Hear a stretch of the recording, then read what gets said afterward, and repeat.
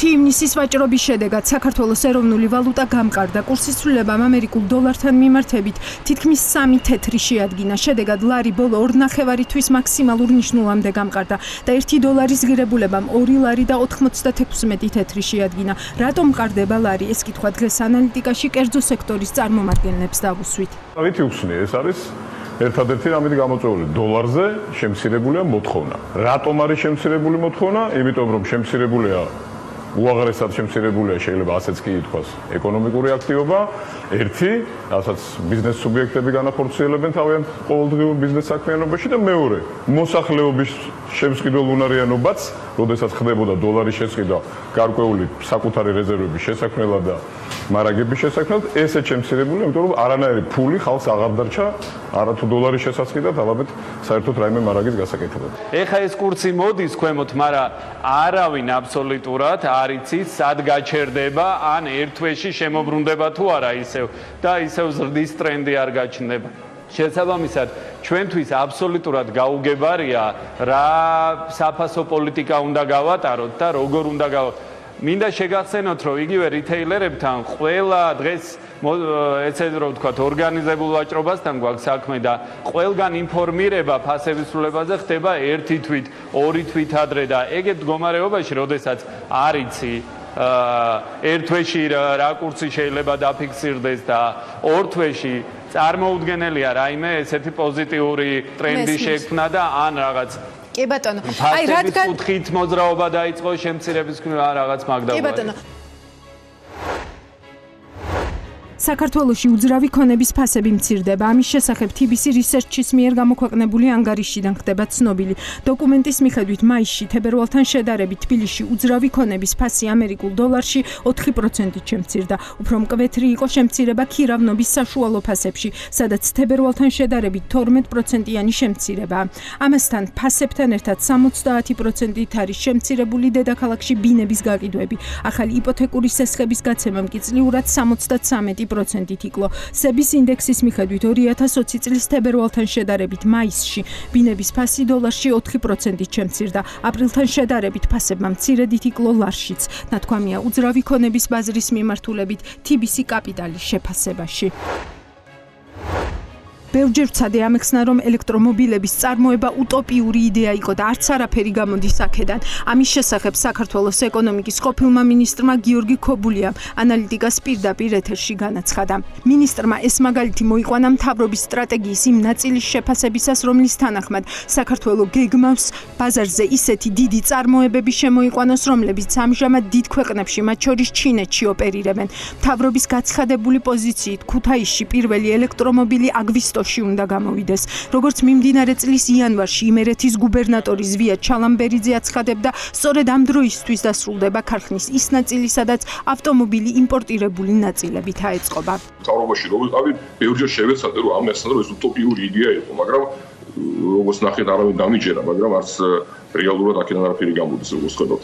ეს არის ეგეთივე უტოპიური და პრინციპში, მე ვიტყოდი ცოტა აზრმოკლებული სტრატეგია. მაგრამ ჩვენ რა თქმა უნდა გქონდეს ორიენტაცია იმაზე, რომ შემოვიყვანოთ საერთაშორისო კომპანიები, ინვესტორები იმ სექტორებში ისევ და ისევ, სადაც ჩვენ გვაქვს უპირატესობი, რაც შეეხება ინვესტორებს და ინვესტორების შემოყვანას, კერძოდ წარმოებებს და წარმოებების გადმოტანას, თქვათ ისეთ ქვეყნებიდან, როგორც არის ჩინეთი. დღესდღეობით ეს არის პრაქტიკულად უტოპიური ამოცანა. ჩვენ როგორც ქვეყანა არ ვართ მზად, რომ ესეთი კომპანიებისთვის შევქმნათ პირობები, რომლებიც იქნება მათთვის დამაყრდნობელი. ანალიტიკას ეთერში გიორგი ქობულიამ იმაზეც ისაუბრა, თუ რა ხედვა ჰქონდა ივანიშვილს, როცა გიორგი ქობულია ეკონომიკის მინისტრობაზე დათანხმდა. ქობულია ირწმუნება, რომ როცა მინისტრობაზე თანხმდებოდა, ქართული ოცნების თავმჯდომარე ბიძინა ივანიშვილთან შეთანხმებული იყო სწორედ იმაზე, რომ სისტემაში არსებული მანკიერებები უნდა ამოძირყულიყო. საქმე იმაში არის, მე რასაც ეხელ ყვები, ზუსტად იმ ხედვებზე ვიყავი შეთანხმებული, მაგრამ როგორც ჩვენ დავინახეთ, რეალობაში მე ალბათ რაღაცა ცვლილება მოხდა აზრში, მაგრამ რასაც მე ვაპარავდი და ხება საუბრო, ზუსტად ამაზე იყო საუბარი პირველივე დღიდან, მაგრამ რეალურად ამაზე ვიყავი ზუსტად მოლაპარაკებული, აი ეს უნდა ამოვძირყოთ. 9 კლინიკის მიერ პრემიერის სახელზე გაგზავნილი ღია წერილიდან ირკვევა, რომ საყოველთაო ჯანდაცვის პროგრამაში მორიგი ცვლილებები იგეგმება, რაც კლინიკების შეფასებით მძიმე ფინანსურ ტვირთად დააწვებათ, ისევე როგორც ეს მოხდა 520 დადგენილების მიღების შემდეგ. ასევე საქართველოს მთავრობის 2020 წლის 6 მარტის და 2019 წლის 16 აგვისტოს დადგენილებების თანახმად უნდა ამოქმედეს სტაციონარული დაწესებულების სანებართვო პირობებში რეგულაციების ახალი პაკეტი, რომელიც მათ ავალდებულებს ახალ სტანდარტებთან შესაბამისობაში მოიყვანონ თავიანთი ინფრასტრუქტურა, მატერიალურ-ტექნიკური მხარე თუ ადამიანური რესურსები. ხელმომწერი კლინიკების წარმომადგენლები ითხოვენ რეგულაციების ვადების გადაწევას და ამ გზით ჰოსპიტალური სექტორის მხარდაჭერას, ისევე როგორც ეს მოხდა ბიზნესის სხვადასხვა სფეროში, რადგან კლინიკები ამბობენ, რომ მკვეთრადაა დაკლებული გეგმიური მომართვიანობა, შეჩერებულია გეგმიური ქირურგიული თუ სხვა ტიპის ჩარევები, რაც სერიოზული ზარალის წინაშე აყენებს კლინიკებს. თუმცა ჯანდაცვის მინისტრს როგორც ჩანს, ამ ყველაფრის არ სჯერა. ჩვენ ამ 9 კლინიკასთან გვაქვს ინტენსიური სამუშაო რეჟიმი თითოეულ ექიმთან და როდესაც ისინი ამ სამუშაო რეჟიმის მიუხედავად მინისტრს, პარლამენტს და პრემიერს მიმართავენ ღია წერილით, ეს ეფექტურად არ აისახება იმ გატარებულ სამუშაოზე, რომელსაც სამინისტრო ეწევა ჩვენი მოქალაქეების მიმართ. კლინიკების წარმომადგენლების თქმით, ჯანდაცვის სამინისტროდან მათ არავინ დაკონტაქტებია. ერთადერთი ბიზნეს ომბუდსმენის ოფისიდან დაუკავშირდნენ, მაგრამ შეხვედრა ამ დრომდე არ ჩანიშნულან. კლინიკები მოლოდინის რეჟიმში არიან. მიმდინარე წლის აპრილში და მაისში პანდემიიდან გამომდინარე პრაქტიკულად გეგმიური პროცედურები იყო გაჩერებული. რა თქმა უნდა, ხარჯები იქნა გაზრდილი კლინიკების მიმართ გამომდინარე იქიდან, რომ უამრავი ერთჯერადი მასალა გვჭირდება, რომელიც აუცილებლობას თქვა წინა თვეებში არ იყო. გამომდინარე დოლარის კურსის ცვლილებიდან, რა თქმა უნდა, გარკვეული ფინანსური პრობლემები შეიქმნა სხვადასხვა კლინიკებში. აქედან გამომდინარე, ჩვენი თხოვნა იყო ის რეგულაციები, რომლებიც უკვე განხორციელდა და იგეგმება უახლოეს 1 წლის განმავლობაში, თუ იქნებოდა საშუალება, რამდენიმე თვით გადავადებულიყო. რა თქმა უნდა, არავინ არ ეწინააღმდეგება ინფრასტრუქტურული პროექტებს შიგნით კლინიკის ფარგლებში, რომელიც გაუმჯობესებისკენ არის მიმართული და ჩვენც დიდი მონდომებით იმიტომაც სამზადისი დაწყებული იყო, მაგრამ ფიზიკურად შეჩერდა. ანუ ამისი არ აღქმა, როგორც რაღაცა არაადეკვატური მოთხოვნა ცოტა მიკვირს. აქ არის თხოვნა, შევხვდით, დაგველაპარაკეთ და როგორც სხვა ბიზნეს, ისე ამ ბიზნესს იქნებ რაღაცა შესაბამისი, ვთქვათ, ხელშეწყობა გაუწიოთ. 4 ივნისის მდგომარეობით სახელმწიფოს 300 ლარიანი კომპენსაციის მისაღებად 120.240 თვით დასაქმებულმა მიმართა. ინფორმაცია BMG-ს ჯანდაცვის სამინისტროდან მიაწოდეს. თვით დასაქმებულებს თანხები მათი დოკუმენტაციის დამუშავებიდან 10 დღეში უნდა დაერიცხოთ. შესაბამისი საბუთები ფიზიკურმა პირებმა ჯანდაცვის სამინისტროში უნდა წარადგინონ. გარდა მაიდენტიფიცირებელი დოკუმენტებისა, მათ უნდა წარადგინონ საბუთი, რომ ნამდვილად იყვნენ თვით დასაქმებულები. შეგახსენებთ, რომ თვით დასაქმებულებისთვის ერთჯერადად 300 ლარიანი კომპენსაციის დარიცხვას საქართველოს მთავრობის მიერ შემუშავებული ანტიკრიზისული გეგმა ითვალისწინებს. აღნიშნული დახმარებისთვის მთავრობას ბიუჯეტში 75 მილიონი ლარი აქვს გათვალისწინებული. საქსტატის მიხედვით საქართველოში 840.000 თვით დასაქმებულია. პრემიერ-მინისტრის გიორგი გახარიას განცხადებით, სავარაუდოდ ისრაელი იქნება პირველი ქვეყანა, საიდანაც საქართველო ტურისტებს მიიღებს. როგორც პრემიერმა იმერეთში ტურიზმის სექტორის წარმომადგენლებთან შეხვედრაზე განაცხადა, მთავრობა ყველაფერს აკეთებს, რომ კორონავირუსის გამო გამოწვეული პრობლემები ეტაპობრივად მოაგვაროს. პირველი როგორც ჩანს იქნება ისრაელი, საიდანაც შემოვიყვანთ ტურისტებს. და რა თქმა უნდა ისრაელისთვის ორი ძირითადი მიმართულება აქვს. ქუთაისი რა თქმა უნდა პირველ რიგში და შემდგომ ბათუმი, ასევე საინტერესო. ამიტომ მზად უნდა ვიყოთ. რეალურად ყველას უნდა გვესმოდეს, რომ მიუხედავად იმისა, რომ მეც მთავრობაც სულ უფრო და უფრო მეც ვლაპარაკობთ ეკონომიკაზე, არ უნდა დაგვავიწყდეს ვირუსი. არ უნდა დაგვავიწყდეს, აი კიდევ ერთხელ გეუბნებით, რომ არ უნდა დაგვავიწყდეს, იმიტომ რომ ის რაც ხდება ჩვენს რეგიონში, მეზობლებში, ის რაც ხდება ბევრ ჩვენზე უფრო ძლიერ ეკონომიკურად ქვეყანაში, რომ აი ახსნებს როგორც კი იწყებენ ეკონომიკის გახსნას, როგორც კი იწყებენ ინფიცირებულების რაოდენობა პროპორციულად ეზრდება სწრაფად. ჩვენი ყველა სამოცანა ერთად არის ძალიან გასაგები, გონივრული, ფრთხილად უნდა გავხსნათ იმისთვის, რომ მივეჩვიოთ ადამიანებს ვუმკურნალოთ, მაგრამ ტურიზმიც ავამუშაოთ, წარმოებებიც ავამუშაოთ, რესტორნებიც ავამუშაოთ და ყველაფერი ნელ-ნელა უნდა ავამუშაოთ. გიორგი გახარიამ დღეს შიდა ტურიზმზეც ისაუბრა, მისი თქმით უნდა ვასწავლოთ ქართველებს, რომ დაისვენონ საქართველოში და ფული საქართველოს ტურიზმში გადაიხადონ. გახარიას განცხადებითვე შიდა ტურიზმსაც თავისი ეკონომიკური ძალა აქვს და ის საკმაოდ სერიოზულ მოთხოვნას დააგენერირებს. ხსენებათ, რომ პირველ ეტაპზე გაიხსნება შიდა ტურიზმი და დარწმუნებული ვარ, რომ შიდა ტურიზმიც საკმაოდ სერიოზულ მოთხოვნას დააგენერირებს. იმიტომ რომ დღეს ხა ფაქტია, რომ ქართველები საზღვარგარეთ დასვენებლად ვერ წავლენ და ბოლო რამოდენიმე წელია ძალიან შეუყვარდათ იქ არ ვიტყვი ხა საციარული, ხო, ვიღაცას რო არ ვაწყენინო.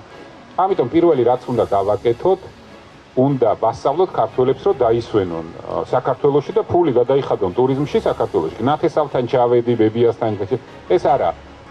ესეც ტურიზმია, შიდა ტურიზმია და აქაც უნდა ვიცოდეთ, რომ ამასაც თავისი ეკონომიკური ძალა აქვს. ამაზე სწრაფად უნდა ავკრიფოთ, სწრაფად უნდა ვისწავლოთ, რაღაც სტანდარტები უნდა დავაკმაყოფილოთ და შემდგომ უკვე მზად უნდა ვიყოთ იმისთვის, რომ უცხოეთიდან სტუმრები მივიღოთ.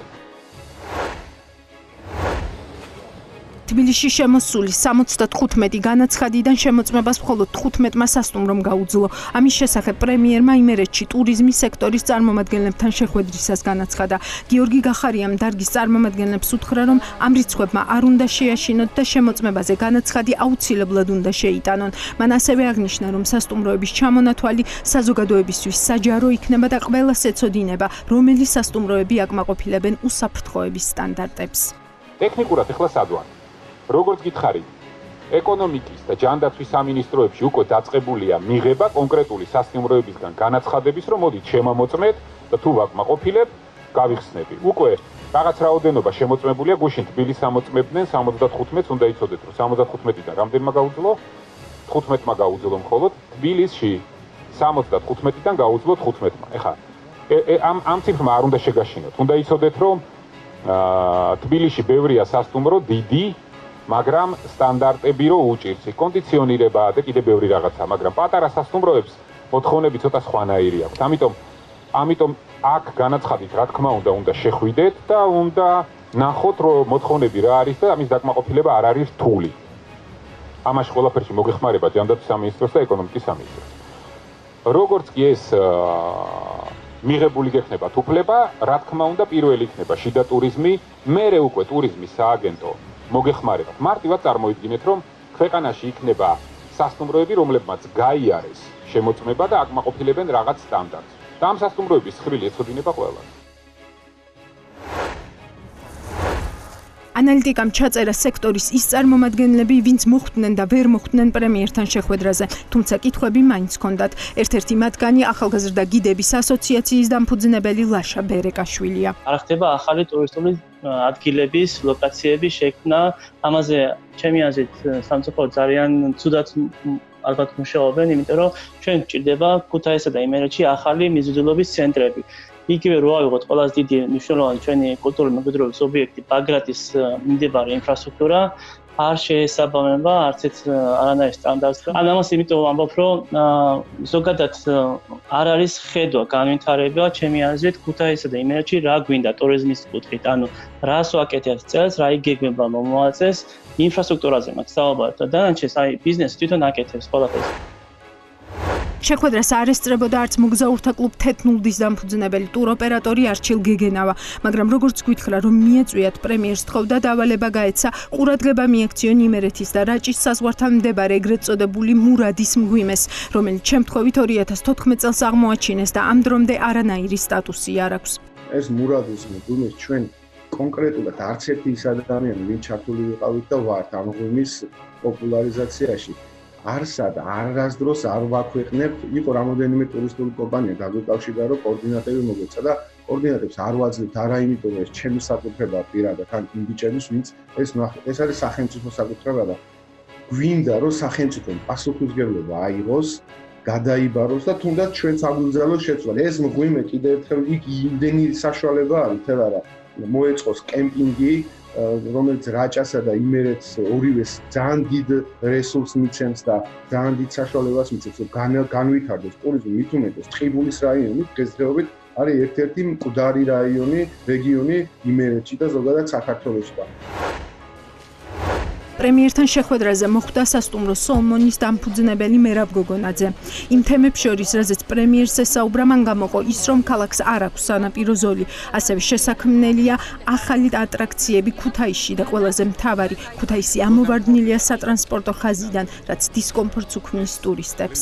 ტურისტი როდესაც გეგმავს ბერლინიდან ავიღოთ პირობითად, ჩდება შატლში, აეროპორტში, აეროპორტიდან ჩაფრინდება ქუთაისის აეროპორტში და შემდეგ წყდება კავშირი.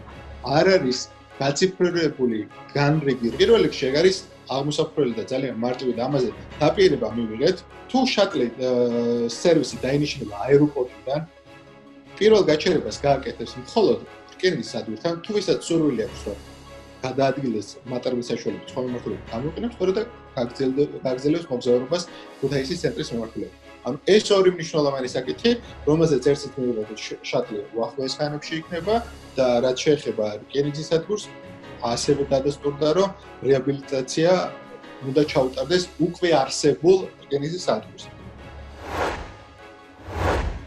ანალიტიკას ექსკლუზივი ინტერვიუ USAID-ის მისიის ხელმძღვანელთან. ინტერვიუს ამ ნაწილში პიტერ ვიბლერი საუბრობს პირდაპირ უცხოური ინვესტიციების მნიშვნელობაზე და ამ ინვესტიციებისთვის სისტემურად მიმზიდველ ბიზნეს გარემოზე. ბატონო პიტერ, დიდი მადლობა, რომ პასუხობთ ჩემს კითხვებს. მოდი ჩვენი საუბარი დავიწყოთ იმით, თუ რა გავლენა იქონია COVID-19-მა მსოფლიო ეკონომიკაზე და მათ შორის ცხადია ამერიკის და საქართველოს ეკონომიკაზეც. რა ჩანს უკვე ამ გადმოსახედიდან? პრინციპში ჩვენი ხედვა ალბათ არ განსხვავდება იმისგან, რასაც თქვენ და თქვენი კოლეგებიც აკვირდებით, თუ რა მძიმე გავლენა აქვს ამ ვირუსს პრაქტიკულად ყველა ქვეყანაზე მთელი მსოფლიოს მასშტაბით. მათ შორისაა საქართველოს და რა თქმა უნდა ამერიკის შეერთებული შტატებიც. ვიცით, რომ ბევრი ბიზნესი იძულებული გახდა დახურულიყო. ბევრ ადამიანს მოუწია, შეეცვალა მუშაობის ქცევა, გადასულიყო ონლაინ რეჟიმში, ბევრმა ადამიანმა სამსახური დაკარგა. ეს მხოლოდ ამერიკაში ან საქართველოში არ ხდება. მთელი მსოფლიოს მასშტაბით ასია. ეს ყველაფერი ძალიან ბევრი რამის ერთობლიობას მოითხოვს.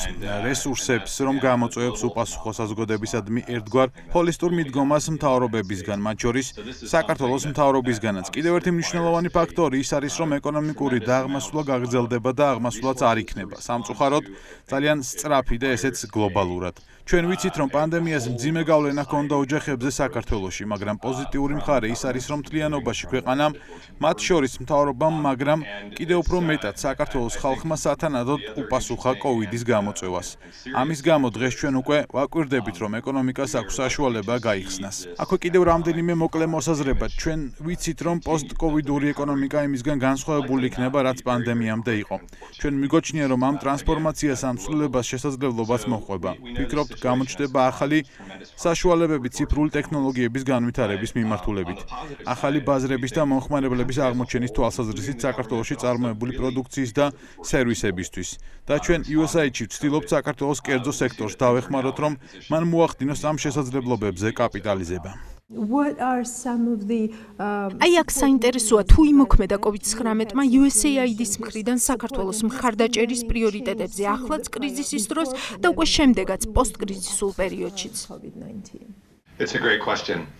დიდი მადლობა, ძალიან კარგი კითხვაა. ვფიქრობ, მარტივი პასუხი არის ის, რომ პანდემიას არ შეუცვლია ის ზოგადი მიდგომა, რაც USAID-ს აქვს საქართველოს მხარდაჭერასთან დაკავშირებით. ეს პრიორიტეტი ყოველთვის იყო საქართველოს ეკონომიკის ინკლუზიური ზრდის და საქართველოს უწყვეტი დემოკრატიული განვითარების ხელშეწყობა და ასევე საქართველოს დახმარება წინააღმდეგობა გაუწიოს გარემავნე ზეგავლენას. ჩვენი მხარდაჭერის ეს პრიორიტეტები უცვლელი რჩება.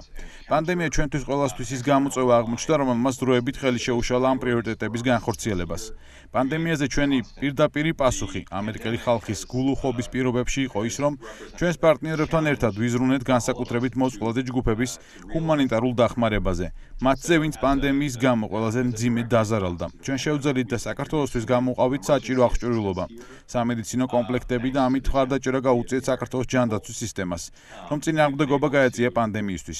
ჯამში ჩვენ ვეცადეთ დავხმარებოდით ამერიკის მხარდაჭერის მთავარ ამოცანას. საქართველო გახდეს დემოკრატიული სახელმწიფოს მაგალითი, ლიდერი ამ რეგიონში, რომელიც ინტეგრირდება ევროპულ და ევროატლანტიკურ ინსტიტუტებში. ეს ყველაზე მთავარი ამოცანები დღესაც ხელშეუხებელი რჩება. რადგან მთავრობების როლი და მათ შორის საქართველოს მთავრობის როლიც ახსენეთ COVID-19-თან ბრძოლის საქმეში. აქ როგორია USAID-ის შეფასება? რამდენად გაართვა საქართველომ ამ ბრძოლას თავი და შემდეგ უკვე გკითხავთ რა შეიძლება გაკეთდეს უკეთ ან უფრო მეტი? ეს ძალიან კარგი და ამასთან ძალიან ადვილი კითხვა. ჩვენც USAID და ვიცი რომ ამ თემაზე ჩვენი ელჩი საჯაროდ საუბრობს. ნამდვილად დიდი შტაბ-ბეჭდილების ქვეშ ვართ თუ როგორ გაართვა თავი ამ პანდემიას საქართველომ და აქ გულისხმობ როგორც საქართველოს მთავრობას და ჯანდაცვის სფეროს წარმომადგენლებს, სერვის პროვაიდერებს, რომლებმაც პანდემიაზე ეფექტური პასუხის გაცემა შესაძლებელი გახადეს, აქ გულისხმობ ექიმებს, ექთნებს, ამასთან პოლიციელებს. უსახელო გმირებს, ვინც მთელი ამ ხნის განმავლობაში მუშაობდა სასურსათო მაღაზიებში, სანიტარული მუშაკები, რომელთა ძალისხმევითაც თბილისი და სხვა ქალაქების სისუფთავეს ინარჩუნებდა. ეს ამ დროისათვის ძალიან კარგი ამბავია და იმედი გვაქვს, რომ ეს ტრენდი ეფექტური პასუხის ამ პანდემიაზე გაგრძელდება და აქ გადამწყვეტი მნიშვნელობა აქვს, თუ როგორ გააგრძელებთ ერთმანეთზე ზრუნვას და პანდემიისთვის წინააღმდეგობის გაწევას საქართველოს მოსახლეობა. კიდევ ერთი რაც ალბათ აღსანიშნავია ამ კონტექსტში ის არის, რომ ამერიკის მხარდაჭერა არ შემოიფარგლება მხოლოდ USAID-ის დახმარებით, არამედ ამ პროცესში ჩართულია მთელი რიგი სამთავრობო ინსტიტუტები და სააგენტოები. საქართველოს ბევრმა საერთაშორისო მეგობარმა, მათ შორის მეგობრებმა ევროპიდან, საერთაშორისო ინსტიტუტებიდან, როგორებიცაა მაგალითად მსოფლიო ბანკი და საერთაშორისო სავალუტო ფონდი. მათაც შეაერთეს საკუთარი ძალისხმევა, რომ დახმარებოდნენ საქართველოს და ეს მეტყველებს არა მხოლოდ იმ მნიშვნელობაზე, რასაც დასავლეთი და მსოფლიო საქართველოს ანიჭებს, არამედ იმ ნდობასა და თავდაჯერებაზეც, რითაც საქართველოს პროგრესმა თავი დაიმკვიდრა მის ისეთ პარტნიორებში, როგორიც არის ამერიკის შეერთებული შტატები, ევროკავშირი და სხვა საერთაშორისო ინსტიტუტები. ჩვენ მიგვაჩნია, რომ დასავლური კურსი სწორი არჩევანია საქართველოსთვის და ვფიქრობ, ამ მხარდაჭერამ საქართველოს დასავლელი პარტნიორებისგან ეს კიდევ ერთხელ დაადასტურა. და ბოლოს ისიც მინდა აღვნიშნო, რომ საქართველოს მხრიდან პანდემიისთვის გაცემულ სწორ პასუხში იმის წვლილიც არის, რომ ამერიკა თავისი სააგენტოების, მათ შორის USAID-ის მეშვეობით და საქართველოს სხვა საერთაშორისო პარტნიორებთან ერთად 10 წლეულების განმავლობაში ინვესტირებას ახორციელებდა საქართველოს ჯანდაცვის სექტორში. დროში გაწერილი მდგრადი ინვესტიციების მეშვეობით საქართველოს შეძლო სისტემების, ინფრასტრუქტურის, რაოდენობის გაზრდა და მართვა, რაც საქართველოს საბოლოო ჯამში დაეხმარა პანდემიისთვის გაეცა ის ეფექტური პასუხი, რასაც ჩვენ დღეს ვაკვირდებით. მადლობა ამ მხარდაჭერისთვის და მიხარია რომ დღესაც მზად ხართ დაეხმაროთ საქართველოს არა მხოლოდ კრიზისულ, არამედ პოსტკრიზისულ პერიოდშიც. რადგან თავად ახსენეთ ის ფაქტი, რომ ამ პერიოდში ეკონომიკური რეალობა შეიცვლება საქართველოსთვისაც და პრინციპში დანარჩენი მსოფლიოსთვისაც, ამ კონტექსტში ჩვენ გვესმის შეფასებები, რომ შესაძლოა საქართველოსთვის აღარ იყოს საკმარისი ის ტრადიციული კონკურენტული უპირატესობები, რაც მას ამ დროისთვის აქვს. თქვათ იგივე მსოფლიო ბანკის ბიზნესის წარმოების მარტივის ინდექსის მიხედვით, რომ საქართველოს როგორც ქვეყანამ უნდა იპოვოს ახალი განმასხვავებელი ფაქტორები, რომ უკეთ შეძლოს კონკურირება ინვესტიციებისთვის. სად ხედავთ საქართველოს თქვენ ამ სურათში? ესეც ძალიან კარგი კითხვაა. ჯერ არც ერთ ჟურნალისტს ასეთი კითხვა ჩემთვის არ დაუსვამს, ასე რომ სუპერ შეკითხვაა. ფიქრობ, საქართველოს აქვს რამდენიმე კონკურენტული უპირატესობა. ეს ხადია პატარა ქვეყანაა ძალიან ღია ეკონომიკით, ღია ბიზნესის წარმოებისთვის, როგორც თქვენც აღნიშნეთ და ღია ასევე პირდაპირ უცხოური ინვესტიციებისთვის. მოსახლეობა ზოგადად განათლებულია და თუ რეფორმები, რომლებსაც მთავრობა ახორციელებს, საგანმანათლებლო სექტორში ბოლომდე განხორციელდა, რასაც სხვათა შორის USAID-იც მხარს უჭერს, უკეთ განათლებული სამუშაო ძალა ნამდვილად შეძლებს საქართველოს მომავალში ეკონომიკური განვითარების ახალ საფეხურზე აიყვანოს. ასევე საქართველოს ვაჭრობის და მისი სავაჭრო პარტნიორების შემდგომი დივერსიფიკაცია, მათ შორის ევროპულ ბაზრებთან მზარდი ინტეგრაცია, იქნება ეს ენერგეტიკული ბაზარი თუ სოფლის მეურნეობის ბაზარი, სერვისები. ფიქრობ, აქ არის უდიდესი შესაძლებლობა იმისთვის, რომ რეორიენტირება და დივერსიფიკაცია მოხდეს. ფიქრობ, შესაძლებლობა არსებობს, რომ ახალი ტურისტული ბაზრებისთვისაც უფრო მეტად გაიხსნა საქართველო. ტურიზმი ამ ქვეყნის ეკონომიკის ძალიან მნიშვნელოვანი ნაწილია და ამაზე ცხადია დიდი გავლენა აქვს COVID-19-ს. თან ჯერ ჩვენ არ ვიცით, როგორი იქნება ტურიზმი გლობალურად ამ პანდემიის შემდეგ იმის კვალდაკვალ, რომ ნელ-ნელა მსოფლიო ისევ გაიხსნება. ამდენად ერთი, რაც ნამდვილად თვალშისაცემია ჩემთვის ის არის, რომ საქართველოს აქვს ძალიან დიდი შესაძლებლობა მოიზიდოს, ვთქვათ, ტურისტები ევროპიდან, მეტი ტურისტი ამერიკიდან, მას შემდეგ რაც პანდემია გადაივლის. რეალურად დიდი საშუალებები ჩანს საქართველოსთვის, რომ განაახლოს ტურიზმის სტრატეგია და მოიზიდოს, რასაც ჩვენ ვუწოდებთ უფრო მაღალი და ამატებული ღირებულების მქონე ტურისტები, რომლებიც უფრო მეტ წულს შეიტანენ ამ ქვეყნის ეკონომიკაში. ასევე აშკარად შესაძლებლობები ჩნდება, რომ საქართველოს უფრო მეტად აითვისოს ელექტრონული კომერციის შესაძლებლობები. პანდემიამაც აჩვენა, რომ საქართველოს ინტერნეტი ძალიან კარგად დაკავშირებული აღმოჩნდა, განსაკუთრებით თბილისი და ამ პანდემიამ ვფიქრობ აჩვენა, თუ რამდენად სწრაფად შეუძლიათ ბიზნესებს ონლაინ გადაწყობა. ვფიქრობ, ამ მიმართულებითაც დიდი პოტენციალია ზრდის და განვითარებისთვის. უფრო რომ დავაკონკრეტოთ, რა არის ის სფეროები, სადაც მკაფიო ინტერესია ამერიკელი ინვესტორების მხრიდან? ამ თემას გაკვეთ უკვე შევეხეთ. საქართველოს საკმაოდ დინამიური ეკონომიკა აქვს და კრიზისამდე, როგორც მოგეხსენებათ, საქართველოს ეკონომიკა საშუალოდ 5%-ით იზრდებოდა. ეს ნამდვილად ის მაჩვენებელია, რომლის მიღწევა ძალიან ბევრ ქვეყანას ენდომებოდა. ჩვენ ინვესტიციები იქითკენ არის მიმართული, რომ საქართველოს რაც შეიძლება მეტმა მოქალაქემ მიიღოს ამ ეკონომიკური ზრდის სიკეთეები. მათ შორის მათაც, ვისაც ამის შესაძლებლობა აქამდე არ ქონიათ. მაგალითად, უმცირესობათა წარმომადგენლების ნაწილს და სხვა ამ ინკლუზიურობის უზრუნველყოფა მომავალში კიდევ უფრო მეტად გაზრდის ეკონომიკას. რაც შეეხება უფრო კონკრეტულად სექტორებს, უკვე ვახსენეთ ტურიზმი, ვუყურებთ ასევე მსუბუქმრეწველობას, მათ შორის ავეჯის წარმოებას, შეფუთვების წარმოებას და ასე შემდეგ. რაც შეიძლება იყოს გათვლილი ექსპორტზე და ასევე შექმნა სამუშაო ადგილები, ასევე შესაძლებელია ეს იყოს შემოქმედებითი ინდუსტრიებიც, აუდიო, ვიდეო პროდუქცია, დიზაინი, ხელით წარმოება, ერთმანეთთან დაკავშირებული შემოქმედებითი და ანტრეპრენერული ადამიანების გამოცდილება. გარდა ამისა, დიდი აქცენტი კეთდება სოფლის მეურნეობაზე. ძალიან ბევრი ადამიანი საქართველოში დამოკიდებულია სოფლის მეურნეობაზე, იმისთვის რომ თავი შეინახოს. ჩვენ გვინდა საქართველოს დავეხმაროთ ამ ქვეყნის სოფლის მეურნეობის სექტორი გარდაიქმნას საოჯახო ეკონომიკიდან უფრო მაღალი ღირებულების მქონე პროდუქციის მწარმოებელ ინდუსტრიად, რომელსაც ექნება უნარი გავიდეს ევროპულ ბაზრებზე და შექმნას უფრო მაღალანაზღაურებადი სამუშაო ადგილები, იმისთვის რომ ეკონომიკური ზრდა იყოს გაცილებით უფრო მეტად ინკლუზიური. ჩვენ ასევე დავინახეთ ამერიკის მკაფიო ინტერესი პორტების განვითარების ნაწილშიც, თუმცა ანაკლიას შემთხვევაში ეს არ გამოვიდა სამწუხაროდ, რადგან ამ თემას შევეხეთ სხვადასხვა პოზიციების მქონე ადამიანებისგან გვესმის, რომ ამ ტიპის გამოცდილება ერთ ინვესტორთან შესაძლოა გახდეს მაგალითი სხვა ინვესტორებისთვის და ამერიკელ ინვესტორებს ზოგადად საქართველოს ბიზნეს გარემოს მიმზიდველობა დაუკარგოს. ეს სიმართლეა? ჩვენ რასაც ვამბობთ და ელჩსაც აქვს კომენტარები გაკეთებული ამ თემაზე, იმისთვის რომ ქვეყანაში პირდაპირ უცხოური ინვესტიციები შემოვიდეს, იმისთვის რომ პირდაპირ უცხოური ინვესტიციების მოცულობა გაიზარდოს, რაც ჩვენ ყველას გვინდა და ვიცით, რომ ქართულ ხალხსაც უნდა ეს, რადგან ეს გაზრდილ ეკონომიკური პოტენციალს ნიშნავს, აუცილებელია რამდენიმე პირობა იყოს დაცული. პირველი, სადაც უნდა აბანდებდნენ საკუთარ ფულს ინვესტორები დარწმუნებულები უნდა იყვნენ, რომ მათი ინვესტიცია დაცულია. დარწმუნებულები უნდა იყვნენ, რომ არსებობს პერსპექტივა, რომ გარკვეული პერიოდის შემდეგ მათი ბიზნესი გაიზრდება და ისინი აქედან მოგებას ნახავენ.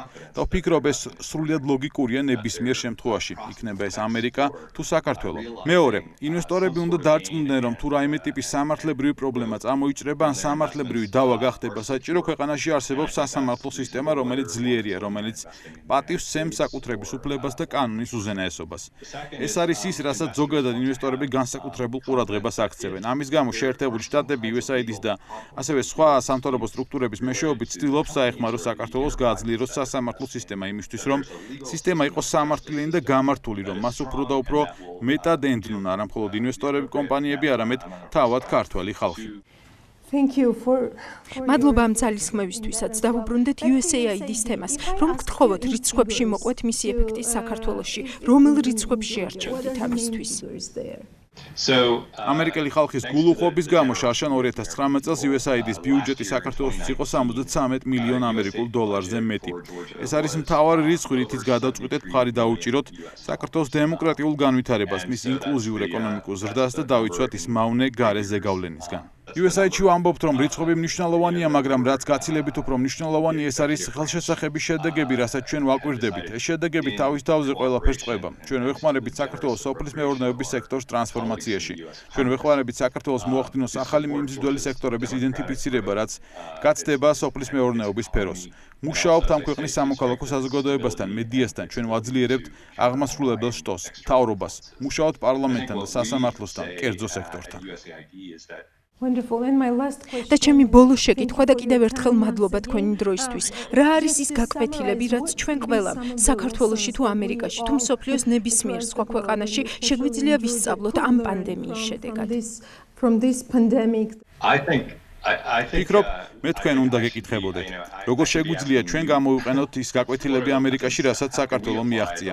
ფიქრობ, ბევრი გაკვეთილია და იმედი ვაქვს, რომ ვსწავლობთ. ყველანი, ვისაც ჩვენი ძალისხმევა გვაქვს ინვესტირებული საქართველოში. ქართველი ხალხი, საქართველოს მთავრობა, საერთაშორისო მეგობრები.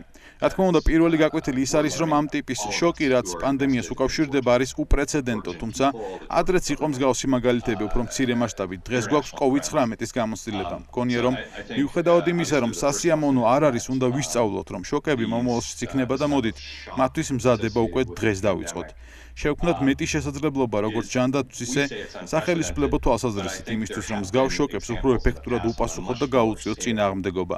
კიდევ ერთი გაკვეთილი, რაც მე დავინახე საქართველოს მაგალითზე არის ის, რომ საქართველოს მთავრობამ კაფიუა. ღია და გამჭვირვალეა თავიანთ მოქალაქეებთან კომუნიკაციის პროცესში. იქნება ეს დაავადებათა კონტროლის ცენტრის წარმომადგენლები თუ თავად პრემიერ-მინისტრი. ისინი მეტ ნდობას იმსახურებენ. ფიქრობ, როდესაც მთავრობამ მოусმინა თავის ხალხს და რჩევაც მიიღო, მათგან როდესაც პრობლემის გადაჭრაში ჩაერთო სამოქალაქო საზოგადოება, კერძო სექტორი და სტეიქჰოლდერების ფართო სპექტრი, ფიქრობ, თქვენც უკეთეს შედეგებს ხედავთ. ესეც კიდევ ერთი გაკვეთილია. და ბოლოს, რაც შევამჩნიეთ ჩემს ქვეყანაშიც და აქაც, ამ ტიპის უდიდესი გამოწვევები, როგორიცაა დღეს COVID-19 შესაძლებლობაა, რომ გაერთიანო ხალხი, ვიდრე გააღრმავო პოლარიზება. ფიქრობ, აქ არის რეალური შესაძლებლობა საქართველოს მოქალაქეებისთვის, რომ გაერთიანონ საკუთარი ძალისხმევა, გამოხატონ სოლიდარობა, რომ გადაჭრან ეს რეალურად მნიშვნელოვანი გამოწვევები ქვეყანაში. From a crisis like this. Thank you so much. დიდი მადლობა ამ ძალიან საინტერესო ინტერვიუსთვის და დროისთვის, რომელიც დაგვითმეთ. Sorry for asking you.